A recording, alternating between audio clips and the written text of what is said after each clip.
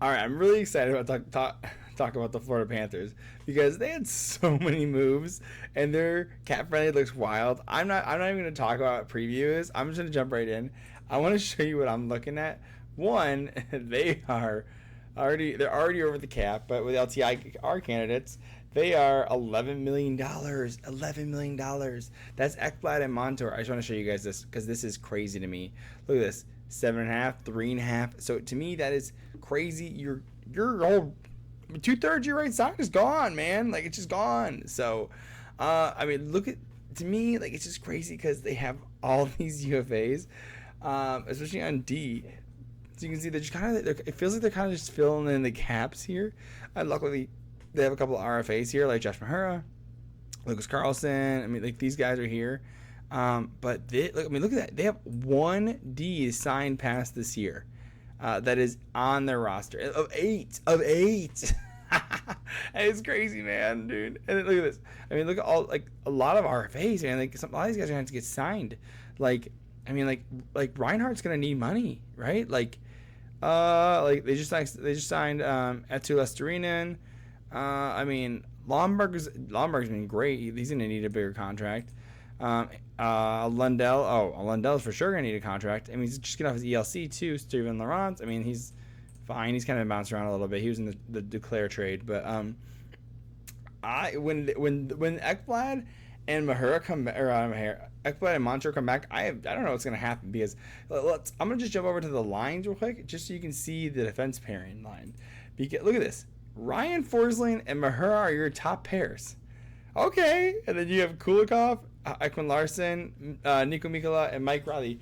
All guys who don't know the system, and they just got here. So, what's the plan, guys? So, let's go over some of the transactions that they had. They lost, and some bigger names. Giovanni's gone. I think he signed in Europe, I believe.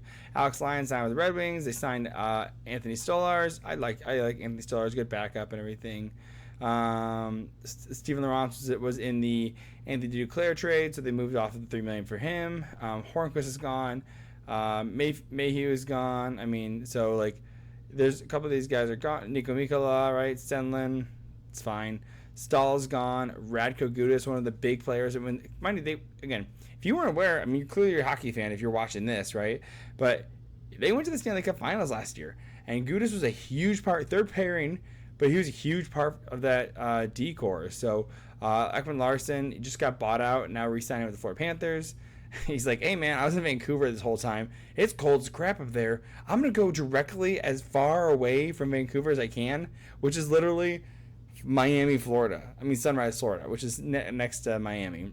That's hilarious. He's like, I'm going to get some my tan on, guys. Kulikov, so they ended up signing, they re-signed Mayhew. Never mind. Will Lockwood, he was part of the Valtteri Kravtsov trade with the Rangers in Vancouver. That's just interesting. Signed Rodriguez to a great deal. I like that a lot. I like Rodriguez a lot. So Asplund's gone. Hornquist retired. I mean, a lot of movements, right? They extended Lusterinen.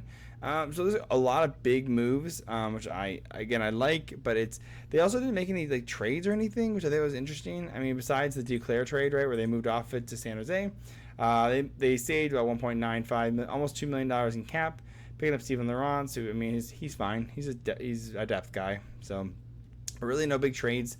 Which I was surprised, but again, they don't really have any cap space to do anything. So and why I think at this point with the coach you have, Paul Maurice, why change anything? You guys went to the Stanley Cup Finals. You just need to do a couple of tweaks here and there. But I think the biggest struggle of them is going to be the start of the season with with the two players of Montour and Ekblad being out. So that's going to be that's huge. So you're just going to be looking for Spencer Knight. And because he should be back from the player assistance program at that point for Spencer Knight, and for Bob to be just on fire.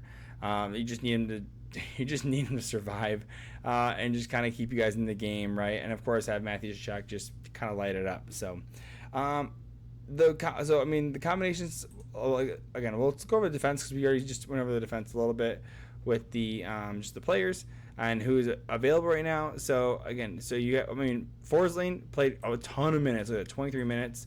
And can you believe he was claimed on waivers? It's crazy, man. That is a great pickup. He should get some more money. He's gonna get some money next year. He's a UFA as well, so as well as Mahura.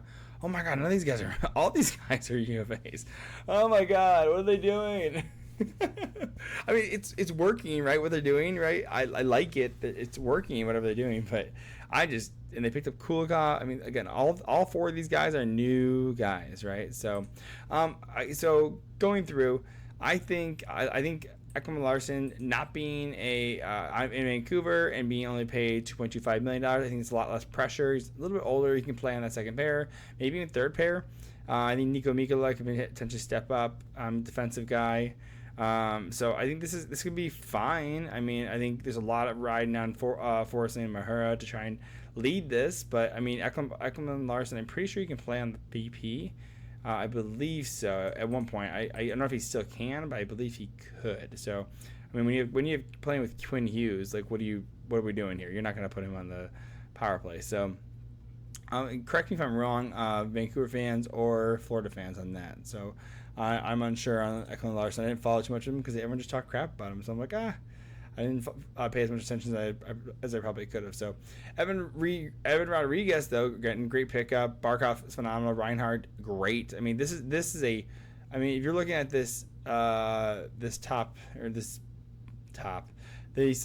four lines, I mean, Barkov's gonna be great. Reinhardt's gonna be great. Verheege's already good. Bennett's good. Chuck's good. Lucerino's good. I mean, you have a lot of these guys are already great players that were already here. I mean, Rodriguez taking over this spot and Laurent, but overall, you're not getting too many huge changes besides the Hornquist trade, which is going to be tough for them to replace there because he retired and everything. So I'm going over to check the stats on this. Oh, look at that. So Daily Faceoff has Evan Rodriguez playing third line left wing, and they have Verheege moving up to the top instead. Interesting. So Verheege being second, Rodriguez playing third, and Lusterino moving to the second. Interesting. Okay, well, we can still go over the numbers though. And really, it's based on what I always look at as time on ice. What did they do on average last season, right? So you're seeing you have like a 9 minute, 11 minute, 11 minute. That is fourth line minutes right there, right? Those are low, right? And then when you get into the 15, 16, 17s, that's when you're seeing more like third line, and you kind of scream from the second line. But I mean, if you're a first line guy, you're almost always 20 minutes, right? So that's the one thing I'm concerned about was with Carter Verheege playing. I mean, great production, and if he gets this production, I mean, if he goes from 7:30 to 20 minutes, I mean, that production, he'll be a point per game player, which would be huge. I mean, that'd be awesome. I mean, imagine that first line just putting out a point per game for each player. That'd be phenomenal. Lusterinen, again, so he played a good half point per game. I think he's going to have to step up in his role, almost playing 16 minutes, probably playing more like 18, 19 on that second power play unit as well. So, yeah, Bennett's great.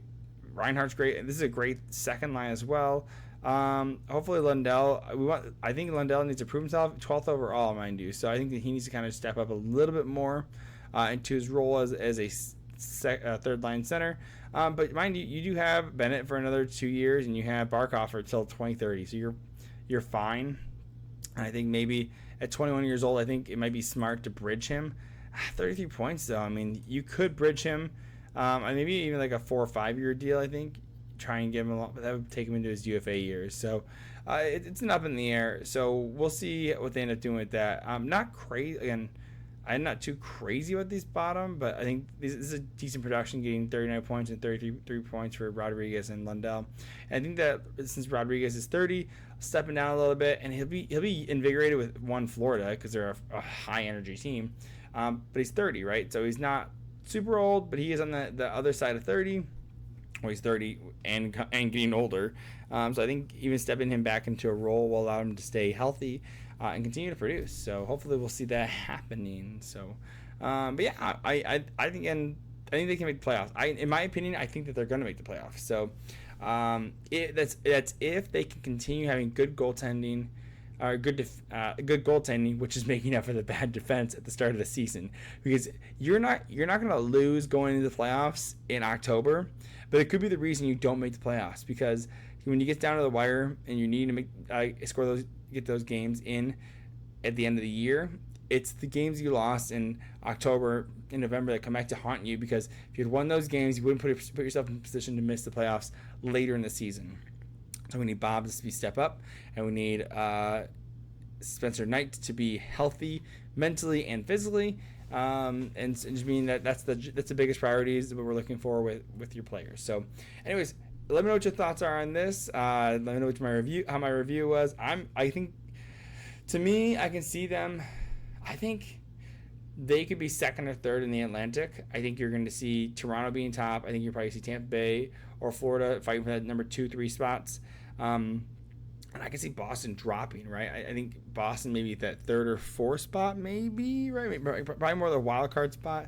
But then you have Buffalo, who was just missed the playoffs. Ottawa got better. Detroit got better. I still think Detroit misses the playoffs, but Florida has a lot of competition, being that there's 7 teams in the Atlantic that are fighting for a playoff spot. So they have a lot of competition. And again, with Ekblad and Montour out, that definitely makes it tough. So let me know what your thoughts are. Hit like, subscribe, and I'll talk to you soon. Love you.